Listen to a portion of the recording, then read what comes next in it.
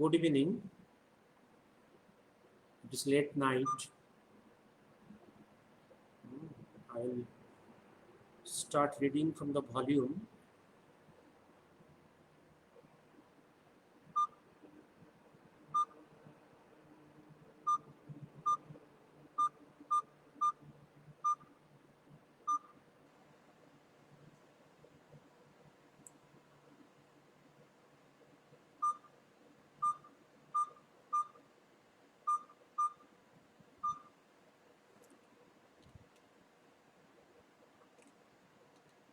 Oh, Konkana, am I clear? Am I audible? Am I audible? Am I audible? Possibly I am audible. Okay. Bipasha.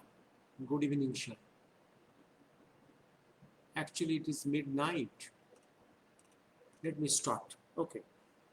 This time I'll be in English and I will read from the volume NETAJI, AZAD, HIND, SARKAR and FAUZ, Removing Smoke Screens 1948-47 by Professor KAPIL KUMAR. Today I will read from the chapter 36 of on AZAD, HIND, FAUZ treasure. And my popular coining of words is INA treasure loot. I have for last more than 20 years I am telling many authors to cover this area of INA treasure loot by some big persons of this government of India after partition in their volumes, but they are reluctant. At least Professor Kumar is interested on this chapter. Let me first read, then I will give my notes on it. Okay.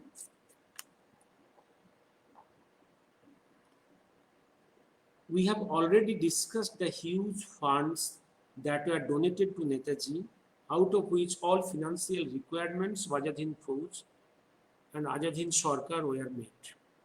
These included cash, jewelry, gems. When NETAJI left Rangoon, he had with him about 140 pounds of gold kept in 10 to 12 steel boxes, 13 inches into 12 inches into 10 inches each. These were repacked at Bangkok, and NETAJI's personal valet, Kundan Singh, gave his statement before the Sahnaz Khan committee. Records are there. Further, according to the Sahnaz, the statement of Kundan Singh was corroborated by Lieutenant Kunijuka of the Hikarikika, who was constantly in touch with NETAJI, and he was shown the valuables the same night. Sahnaz has given a detailed account of the various treasures of AZAD, HIND, FAUZ in his report, including those in Tokyo and other places. British military intelligence report mentions that about 200 pounds of gold contained in 4 iron boxes was brought by NETAJI from Rangoon. While pointing out certain discrepancies and also the loot of the treasures in Tokyo, Sahnaz concluded in his report by saying, it is considered desirable to go more closely into that matter. It may be necessary to institute a separate inquiry whose scope might well include not only the treasure that was carried by NETAJI on his last journey and its recovery, but also examination of the entire assets and liabilities in cash and kind of the provisional government of AZAD. It is, however, not certain how far such an inquiry would be possible after a lapse of time, especially when such records as they were must have been largely destroyed. Ito Sahnaz Khan committee report in 1956, there are two conclusions. One is on the date, and they concluded, the majority, they concluded that Netaji in the plane crash died. Okay, that is one. But recent report by Suresh Bose gave the report that there is no plane crash, there is no death. Okay. But the second opinion on asset, and there Shahnawaz concluded that there should be a separate inquiry into the asset of the Azad Hind Fauz.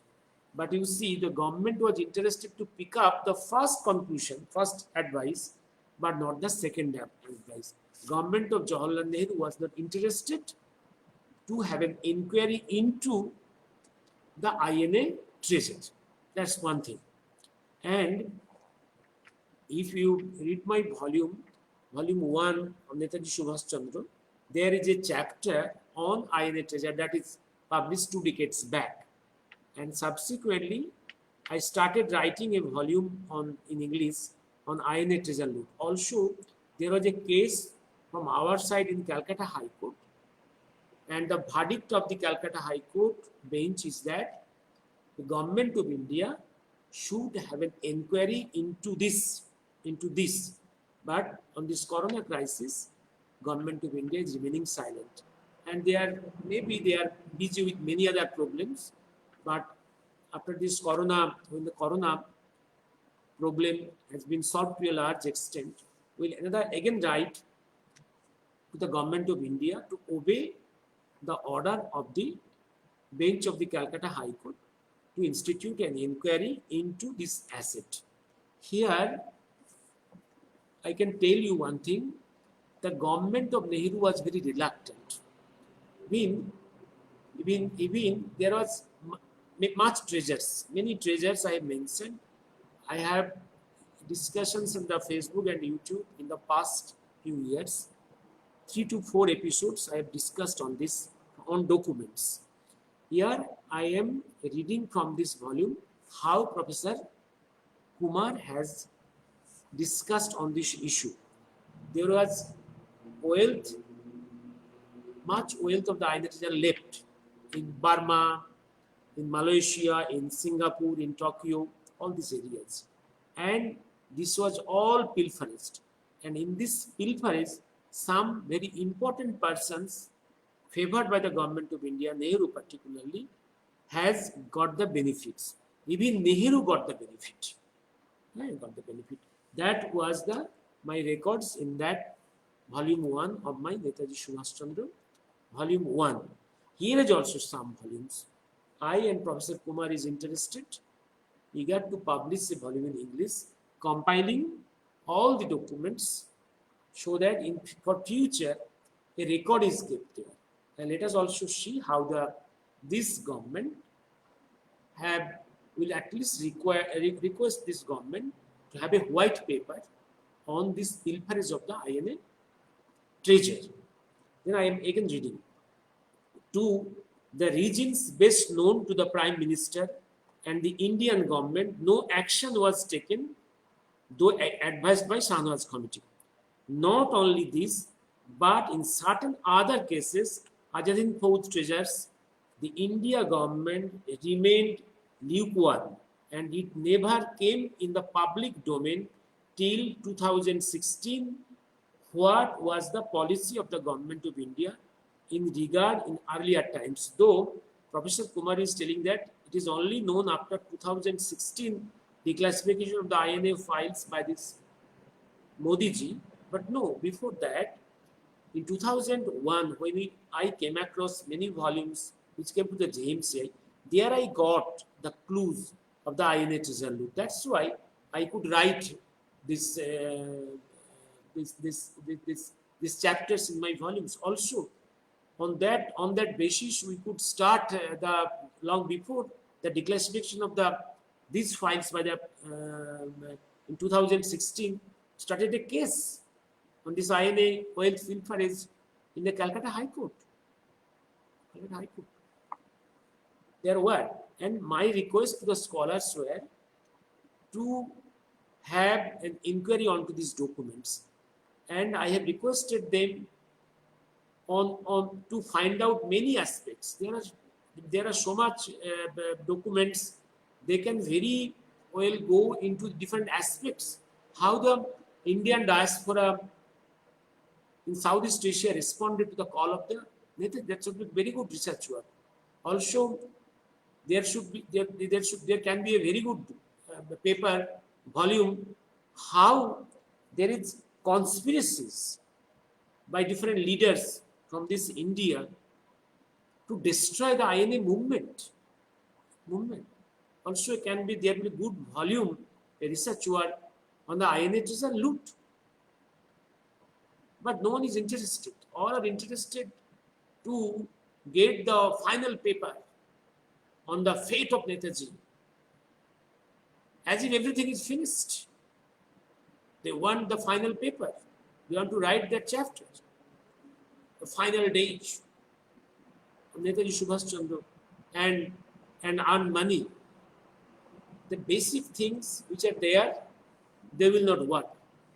Only they are interested to smuggle research works by the others and come out with their volumes, with distortions, with some tasty things, and earn money. That's the tragedy. This is the dishonest researchers. The real work, if they are really honest, they will go into these files. They will get many things. Nehru visited Singapore in 1946, where he was given a red carpet welcome by Lord Mountbatten. Actually, the Lord Mountbatten welcomed Nehru. That was the direction of the royal family.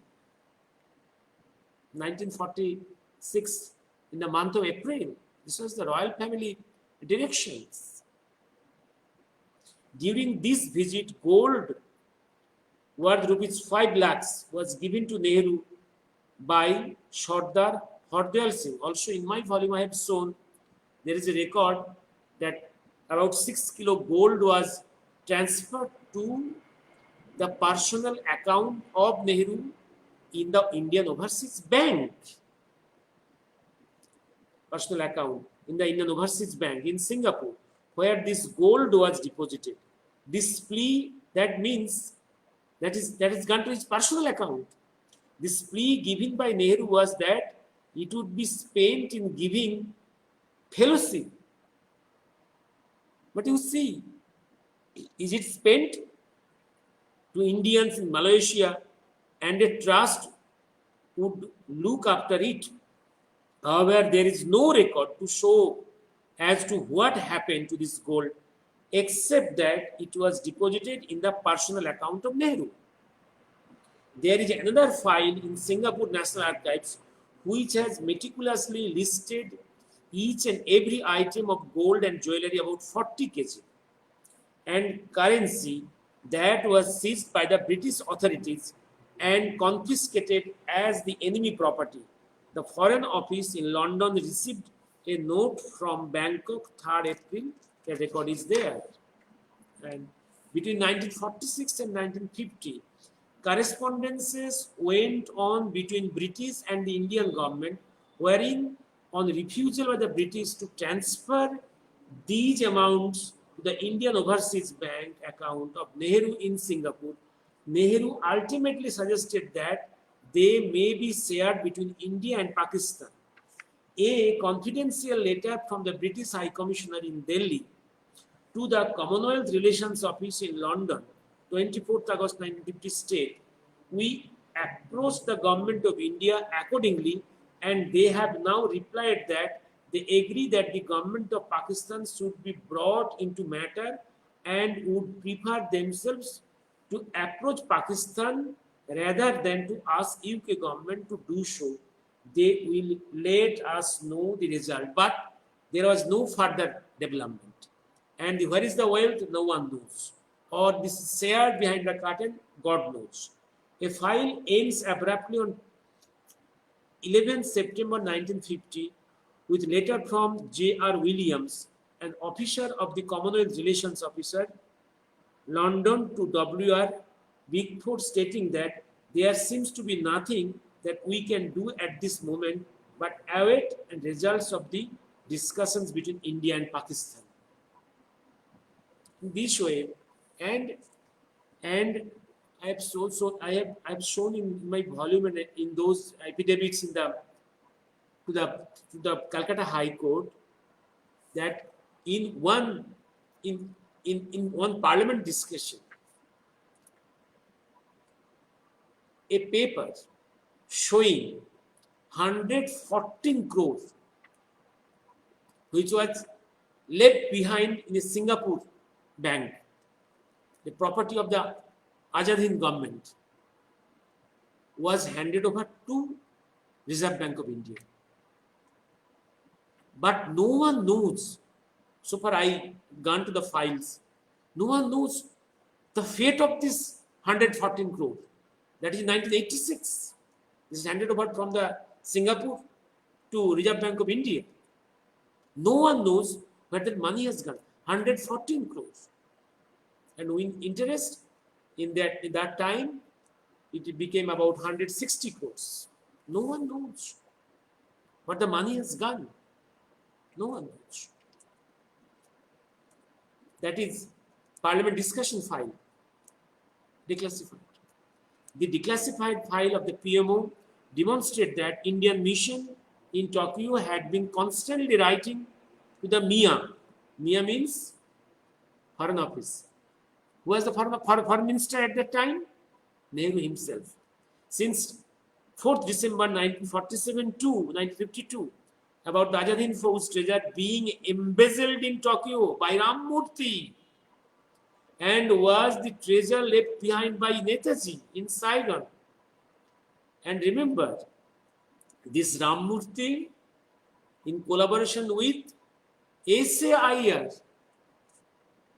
under the blessings of Nehru, directly went to Tokyo and collaborated with Ram Murthy brothers to steal this whole property. And though Nehru was given warning by the Tokyo our foreign mission repeatedly that the wealth is being embezzled, Nehru remained silent. And SAIR was one of the lucky persons to be blessed by Nehru.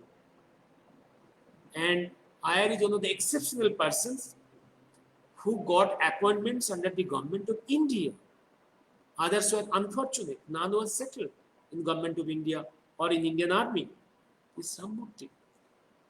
And 1941 later was addressed to Nehru, this time informing him that the treasure containing gold ornaments and precious stones had been left behind by Nehru in Saigon. However, it has already been looted by conspirators. Nehru preferred to remain silent. The government of India ignored this also. Nehru personally saw the notes sent by K.K. Chettur, head of the Indian mission in Tokyo. Nehru remained silent. I have discussed all these things in my volume. We submitted all these papers in the Calcutta High Court in our affidavits. Government is also, this government is not getting time. Let us again write to Government of India to obey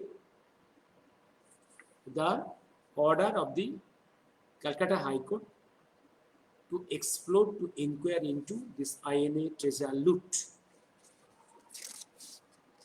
At least Professor Kapil in this volume has picked up this issue as a chapter.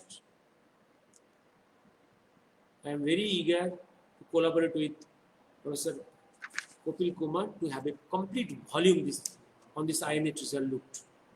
Netaji, before leaving Bangkok, 17th August 1945, donated 5 lakhs to the university, that is Bangkok University, for establishing Center of Studies. The patriotic Indians in South Asian countries, from Gawalas, hawkers, rickshaws, pullers, etc., to small and big businessmen and women, again from the poor coolie to a rich miner's daughter, had given their earnings and their jewelry for the liberation of our motherland in AZAD HIND SARKAR. AZAD HIND SARKAR was not a very poor government. Indian diaspora in the whole Southeast Asia is very rich.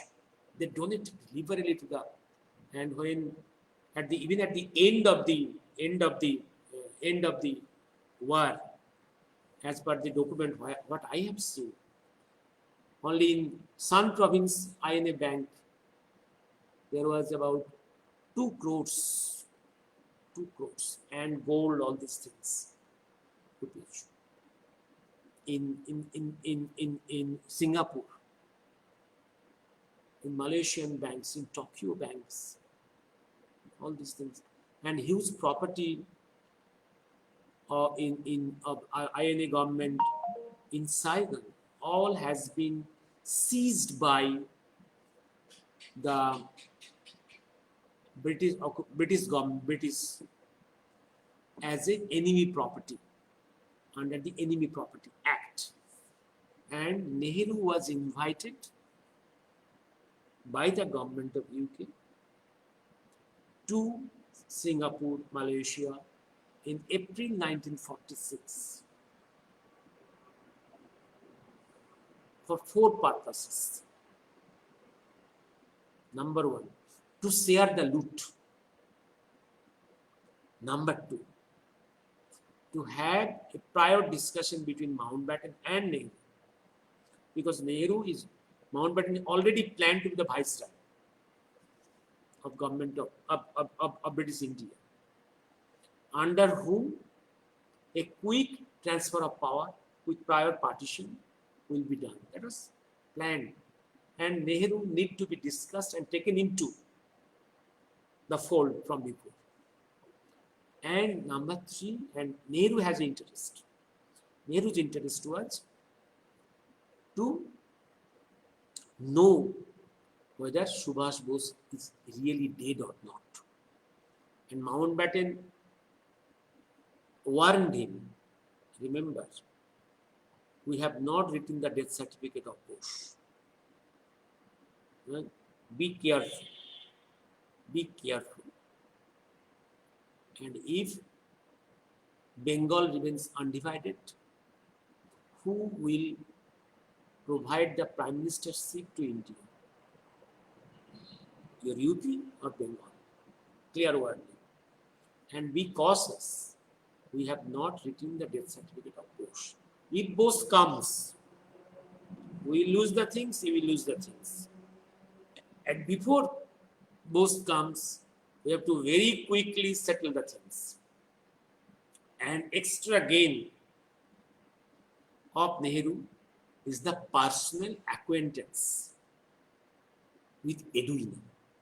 Edwina Nehru chemistry is a big chemistry in transfer of power. And partition is a big chemistry. Let me stop here. Is there any question from your side? If some question, then I will.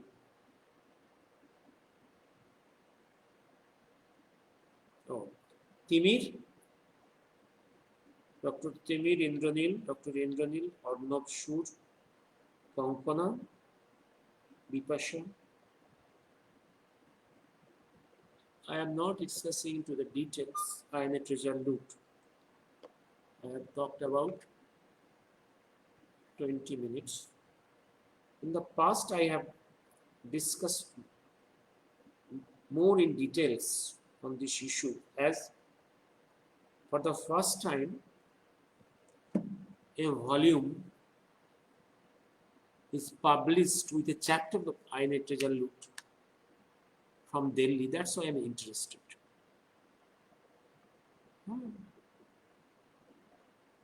Try to read. I am interested to collaborate with Professor Kumar on a volume more in details only on the specific issue of INA treasure loot. That should be a very good record. That may not be a good selling, but at least for the future of this country, for recording, for historic background, for history, for future generations, that should be kept recorded. How the so-called popular Indian leaders are actually the scoundrels, the looters of property of this country. How they have looted the INA trust.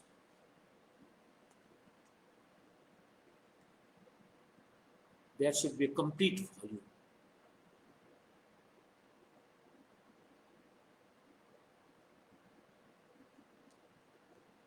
Thank you. Good night. I think, Vipasha, are you shocked? Why?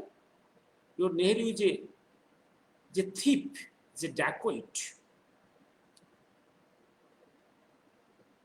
Vipasha, yes. I've told it many times in the TV programs, in my Facebook programs, in my Calcutta High Court case. Not sure. That's my another.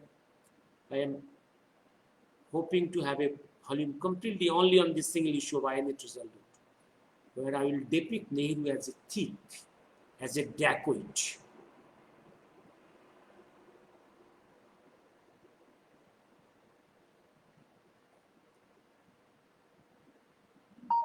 Good night. In coming 12 days, I will not be with you. Maybe I will get only 1 or 2 chances to meet you on Facebook. Thank you. Shubho Shivaratri, Shiv Chaturdashi. Shiv Chaturdashi. And I'm hoping, praying to Lord Shiva, Mahakal, to end this conflict in the Ukraine so that there is no further human killing, this devastation. I do not know what is waiting in the fate of this humanity, for this globe, how this conflict will help the change of the world order. World order change must be there, because the power of these 3 bigs, America, Russia and China, the power of the 3 bigs must be planted. They should be taught much more lessons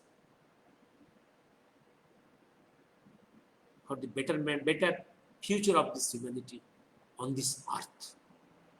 They are the troublemakers, main troublemakers in this world. Let them be weak. Do not know in which way they will be weak. Let them be weak by this way or that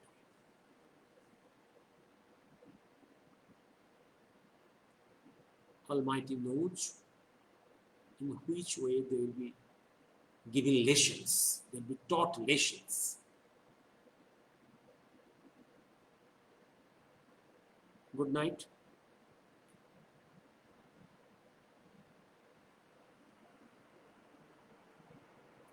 What did do with the treasure?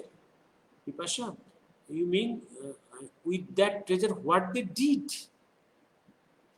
I have complained, written in my volume, a part of this treasure was used to buy many persons, to buy many spokespersons, to sell the story of plane crash, to buy many spokespersons to sell the story of the marriage, and so-called many historians to write histories in their own line, for their own interest. Because to buy historians, to buy spokesperson, you need some money. They have used political power, Government of India money, also this money. They use money.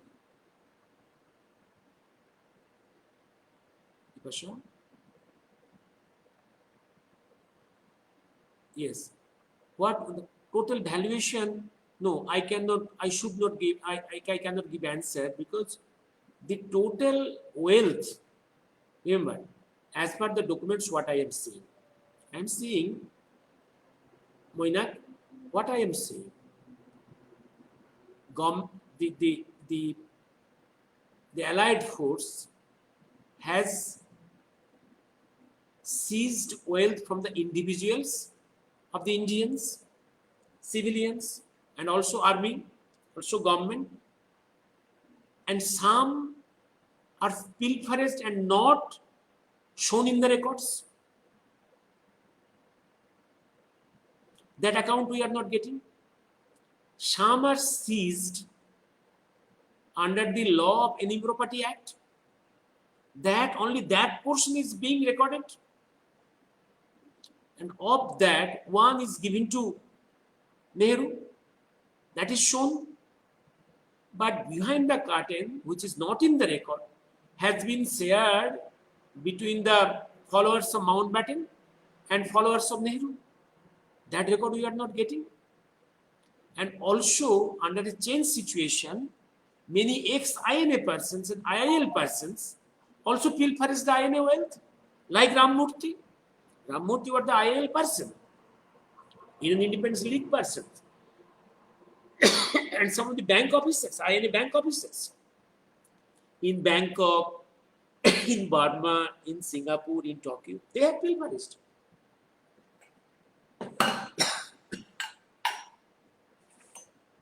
Nehru had pilfered.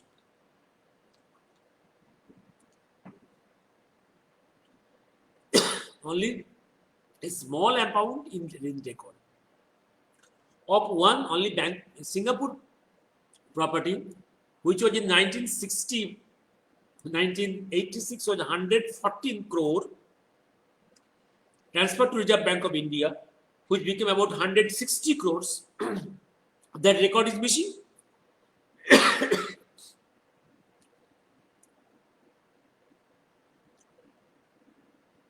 and the wealth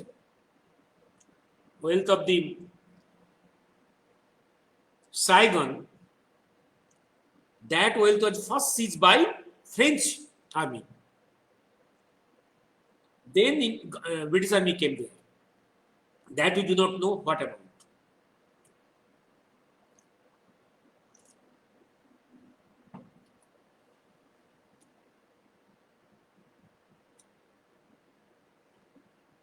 Bipasha?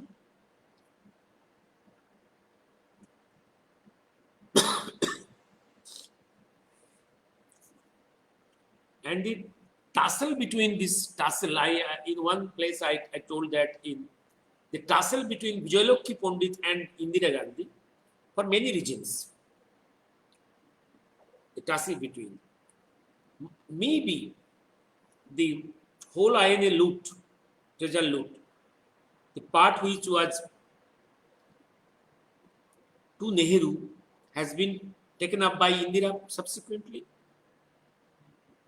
which Sayar Vijayalakshmi Pandit could not get. And other is the heritage, the who will inherit the legacy of Nehru, Vijayalakshmi Pandit or Indira. Vijayalakshmi Pandit has got the aspiration to be the Prime Minister of India, but it was outmaneuvered by Indira. And also, during Janata government in 1977, Vijayalakshmi Pandit had got the aspiration to become the Prime Minister or the President. So, it's a very aspirant lady.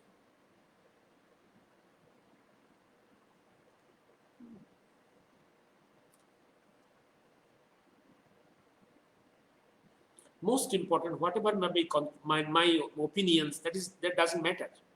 The matter is the documents that should be compiled and published for the future of this country. That is one of the aims on this NETAJI INA records.